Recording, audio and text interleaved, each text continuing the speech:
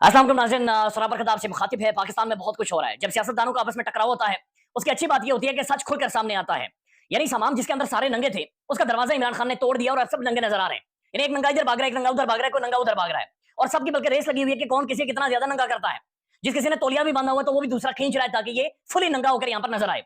इससे पहले आपको याद होगा कि मौलवी फजलुर रहमान साहब ने बाकायदा से जनरल बाजवा साहब के रोल के बारे में बताया कि किस तरह से खान की हुकूमत गिराई, रिजीम चेंज की, किस तरह से लोगों को बुला बुलाकर समझाकर यानी एजुकेट करके उन्हें फट्टा ब्लैक बोर्ड लगाकर ऐसा महसूस हुआ कि समझाया गया कि रिजीम चेंज कैसे होगी। अब दूसरी तरफ कर दिया है कि चले जी हमने किया या नहीं किया वो बात की बात है, लेकिन जो मौलवी फजलुर रहमान साहब ने किया है वो उससे भी ज्यादा भयानक है।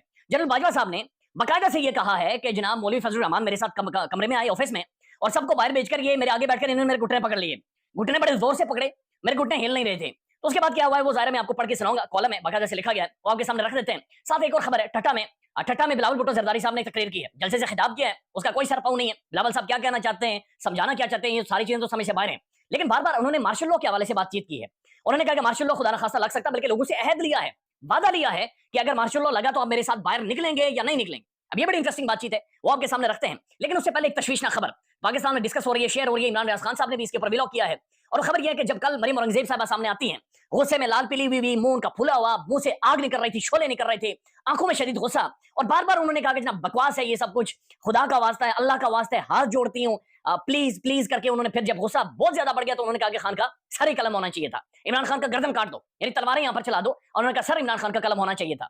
उसके बाद से ये तशवीश पाई जा रही है, बल्कि आज प्रेस कॉन्फ्रेंस हुई है एक फेक जाली स्क्रीनशॉट के ऊपर, और उसे कहा गया कि जनाब तहरीक इंसाफ के लोग आपस में बातचीत कर रहे थे, डॉक्टर असलान खालिद साहब हो गए या फिर अजहर माशवानी साहब हो गए, कि जनाब इनकी गुफ्तगू है और ये बाकायदा हामिद मीर साहब, इमरान रियाज खान साहब, डॉक्टर मोहित पिरज़ादा, मुशफ़िक साहबियों को हिदायत जारी कर रहे हैं। और वो हिदायत में ये कहा जा रहा है कि जनाब आपने फौज के खिलाफ बयानियां बनाना है। यानी एक दफा फिर ये इदारों के हवाले से वो जाली फेक स्क्रीनशॉट लगाकर प्रेस कॉन्फ्रेंस इन्होंने की है।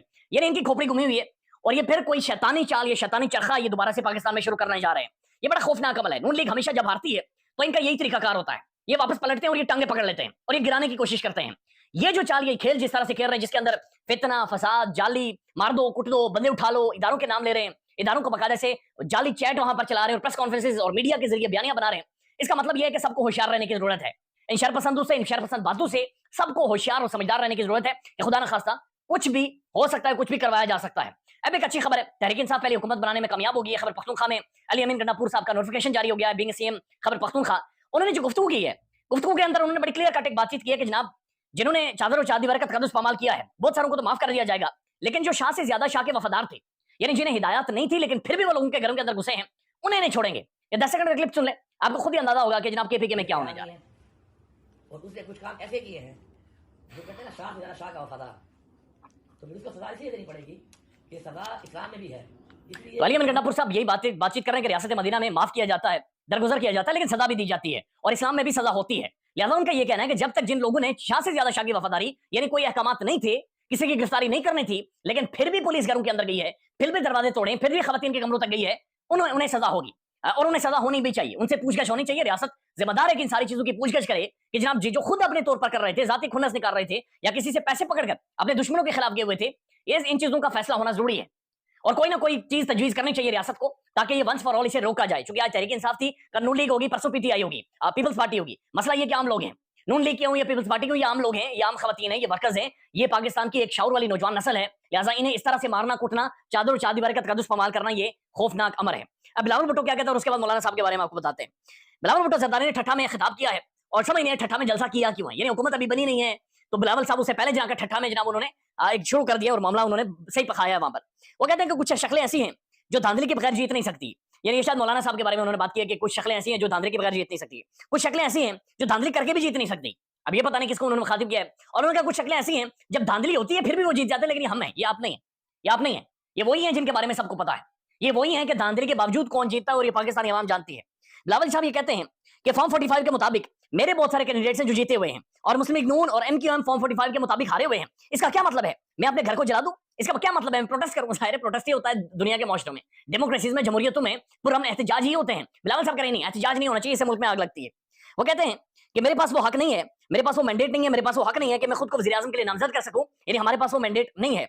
उन्होंने कहा कि जनाब मुझे ये कहा गया है, मशवरा दिया गया कि इस तरह करते हैं कि पहले 3 साल हमें दे दें, अब हमें दे देंगे, नून लीग को दे दें और अगले 2 साल आपको दे देते हैं। यानी कि ये मासी का बेड़ा है ना, पहले 3 साल किसी और को बना दें, वो मजे लेता रहे, और फिर अगले 2 साल किसी और को बना दें, वो मजे लेता रहे, और फिर जब दोनों मध्य मुकाबले आएंगे तो कहेगा उसने ज्यादा मजे लिए, मैंने कुछ नहीं किया, ये कहेगा इसने ज्यादा मजे लिए, मैंने कुछ नहीं किया। तो मासिक कबड़ा इन्होंने ऐसा लग रहा है फिल्में देखी है, ये फिल्में देखकर फिल्मों से मुतासिर होकर पॉलिटिक्स कर रहे हैं। इन्हें हकीकी मानों में पॉलिटिक्स की समझ नहीं है। ये लोगों को ये समझते हैं कि शायद इनके माथों पर कुछ और लिखा हुआ है, या पाकिस्तानी अवाम ये घास खाती है, कीड़े मकोड़े खाते हैं, ये शायद मट्टी चाटते हैं, इन्हें समझ नहीं है। यानी 3 साल एक ले रहे, 2 साल एक ले, कैसे हो सकता है? दोनों के मैनिफेस्टोस डिफरेंट हैं, दोनों की प्रायोरिटीज डिफरेंट हैं, दोनों की पॉलिटिक्स डिफरेंट है, आइडियोलॉजीज डिफरेंट हैं, सोच डिफरेंट है, काम करने का तरीका का डिफरेंट है, जो ह्यूमन कैपेसिटी है वो डिफरेंट है। लिहाजा 3 साल आप ले लें, 2 साल आप ले लें, यानी जैसे ये पता नहीं रेवड़ियां बांटी जा रही हैं, और 3 साल आप ले लें, 2 साल आप ले लें। वो कहते हैं कि आपको याद होगा कि 1997 में भी धांधली हुई थी। अब ये 1997 नहीं, 1970 की उन्होंने बातचीत की है, यानी जब पाकिस्तान में वो बना था, एक अलायंस बना था, और उसके बाद उन्होंने कहा कि उस वक्त धांधली हुई थी, और आपको 9 सितारे याद होंगे। आज भी धांधली का जिक्र हो रहा है। अगर आज भी ऐसा महसूस हो रहा है कि एक जमात मुल्क में मार्शल लॉ लगवाना चाहती है, अगर जमहूरियत को कोई खतरा हुआ, तो आप लोग मेरे साथ वादा करते हैं कि आप निकलेंगे। यानी बिलावल साहब ने भी घंटी बजाई है कि मार्शल लॉ लग सकता है। इससे पहले पीर फगाड़ों ने तकरीर करते हुए बाकायदा से ये कहा था कि 1970 जैसे हालात बनाए जा रहे हैं, बन रहे हैं, और बिलावल साहब भी अभी यही बातचीत कर रहे हैं कि खुदा न खास्ता ऐसे हालात बन सकते हैं। उसके बाद वो कहते हैं कि आइन बचाने के लिए आप हमारे साथ बाहर निकलेंगे, आइन बचाने के लिए आए, हमारे साथ बातचीत करें, और एक प्रॉपर फोरम पर हम सारे मिलकर चलें। उसने कहा, उसके बाद वो कहते हैं कि मुझे समझ नहीं आती कि मौलाना कैसे इतनी डिटाई के साथ झूठ बोलता है। साथ साथ वो कहते हैं कि जनाब ये जो पीर पगाड़ों हैं उन पर भी तनकीद की है कि जनाब वो भी झूठ बोलते हैं, सर मैं सच बोलता हूँ। उन्होंने कहा कि जनाब मुझे हम सदर जरदारी को, जरदारी साहब को हमने सदर बनाना है, बाकी वजारतें शर्तें हम नहीं लेंगे। ये बिलावल साहब ने बड़ा क्लियर कह दिया, लेकिन इसका मतलब यह है कि आईनी ओहदे, पीपल्स पार्टी जिसके बारे में बातचीत की जा रही है कि जनाब आईनी ओहदे पर बैठकर खिचड़ी खाएंगे, उसके लिए वो मुकम्मल तौर पर तैयारी कर चुके हैं। अब ये बड़ा अहम तरीन कॉलम है, ये जावेद चौधरी साहब ने लिखा है, और जावेद चौधरी साहब लिखते नहीं है। जावेद चौधरी साहब से बहुत सारी चीजें लिखवाई जाती है, और आप सब जानते हैं कि जावेद चौधरी साहब आजकल 2 ड्यूटियां करते हैं, 2 मुख्तलिफ नौकरियां करते हैं, बड़ा मुश्किल काम है इनका, और ये काम चल रहा है। इसका जो उन्वान है वो है जनरल बाजवा से मौलाना की मुलाकातें। यानी मौलाना ने जनरल बाजवा साहब पर तनकीद की, तो अचानक से जावेद चौधरी साहब को याद आया, अच्छा बाजवा साहब से मेरी मुलाकात हुई थी, मौलाना के बारे में उन्होंने क्या बातें की थी, पहले नहीं इन्होंने की, अचानक इन्हें याद आया है जनरल साहब से मौलाना की मुलाकातें। अब इसके अंदर जो सबसे अहम तरीन मुलाकात है, मजे की मुलाकात है, यानी इसके अंदर मौलाना साहब को सब फतूरों की फितने की जड़ करार दिया है, और बाजवा साहब को मासूम करार दिया गया है। लेकिन जो अहम तरीन इंटरेस्टिंग मुलाकात है उसके बारे में आपको बताते हैं। मेरी पिछले साल जनरल कमर जावेद बाजवा से मुताद्दिद तफसीली मुलाकातें हुई। इन मुलाकातों के दौरान मैंने उनसे जो भी पूछा है, उन्होंने अपनी पूरी तफसील के साथ बताया है, ये सारी चीजें बता रहे हैं। वो कह रहे हैं कि जनाब मौलाना के साथ मेरी पहले 2018 में मुलाकात हुई, और शायद खकान अब्बासी उस वक्त वज़ीर आज़म थे, फाटा का मर्जर था, तब मेरी मुलाकात हुई जनाब मौलाना के साथ। अब दूसरी मुलाकात है जब खान हुकूमत बना चुका है, ये इमरान खान हुकूमत बनाने जा रहा है, ये उस दौर की मुलाकात है। वो कहते हैं कि मेरी मौलाना के साथ दूसरी मुलाकात 2019 की गर्मियों में हुई। जनरल फैज हमीद ने मुझसे कहा कि सर मौलाना आपके साथ मिलना चाहते हैं। मैंने उन्हें बुला लिया। ये मौलाना और मौलाना अब्दुल गफूर हैदरी जनरल फैज हमीद के साथ मेरे घर तशरीफ ले आए। ये मुलाकात अच्छी नहीं रही, इसमें मेरी और मौलाना की ठीक ठाक तलखलामी हो गई। मौलाना चाहते थे कि हम अपोजिशन को कौमी असम्बली से इस्तीफे देने के लिए मजबूर कर दें। यानी वो टाइम है जब मौलाना ने कहा था नून लीग को और पीपल्स पार्टी को कि जनाब आप कौमी असम्बली के अंदर जाए ना, इस्तीफे देंगे, नाजायज असम्बली है, इस नाजायज असम्बली के अंदर ना जाए। आज उससे बड़ी डबल नाजायज है, लेकिन आज मौलाना साहब इस असम्बली के अंदर जा रहे हैं। तो कहते हैं कि जनाब मौलाना के साथ ठीक ठाक तलखलामी हुई। मौलाना चाहते थे हम अपोजिशन को कौमी असम्बली से इस्तीफे के लिए मजबूर करें। उनका कहना था कि आप आसिफ अली जरदारी और शहबाज शरीफ से कहें कि ये इस्तीफे दे दें। मैंने जवाब दिया कि मैं उन्हें कहने वाला कौन होता हूं, ये उनका अपना फैसला है, लेकिन मौलाना हम पर जोर दे रहे थे, जिसकी वजह से मेरी उनसे झड़प हो गई। अब उसके बाद बड़ी इंटरेस्टिंग बात है, मौलाना को यह भी एतराज था कि उन्हें डीआई खान से हराया गया था, जबकि असल सूरत हाल ये थी कि अली अमीन गंडापुर वाकई बहुत मजबूत कैंडिडेट था और मौलाना उनके मुकाबले में नहीं जीत सकते थे। बहरहाल जनरल फैज हमीद ने दरमियान में आकर माहौल ठंडा किया। मीटिंग के आखिर में वो कहते हैं कि जनरल फैज हमीद और मौलाना गफूर हैदरी को बाहर भिजवा दिया गया। मौलाना ने जनरल फैज हमीद और अब्दुल गफूर हैदरी को बाहर भिजवा दिया। हम कमरे में अकेले रह गए, यानी मौलाना साहब और बाजवा साहब अकेले रह गए, दोनों तनहा रह गए हैं। तो मौलाना साहब ने मेरे घुटने पकड़ लिए, मैं घुटने छुड़ाता रहा, लेकिन मौलाना ने मुझे हिलने नहीं दिया। अब खुद इमेजिन करें कि बाजवा साहब घुटने छुड़ा रहे हैं, मौलाना साहब घुटने नहीं छोड़ रहे, तो क्या जबरदस्त सीन हुआ होगा, यानी कैसा माहौल हुआ होगा। बाजवा साहब कैसे घुटने छुड़ा रहे होंगे और वो छोड़ नहीं रहे होंगे, तो क्या मूवमेंट हुई होगी वहां। तो कहते हैं मैं घुटने छुड़ाता रहा, लेकिन मौलाना ने मेरे घुटने मुझे हिलने नहीं दिया। जनरल बाजवा खामोश हो गए। वो कहते खामोश हो गए, इसके बाद नहीं बताया। मैंने उनसे पूछा कि इसके बाद क्या हुआ, यानी मौलाना आपके घुटनों में है, घुटने पकड़े हुए हैं, आप हिल नहीं पा रहे, उसके बाद क्या हुआ, मौलाना आपसे क्या मनवाना चाहते थे।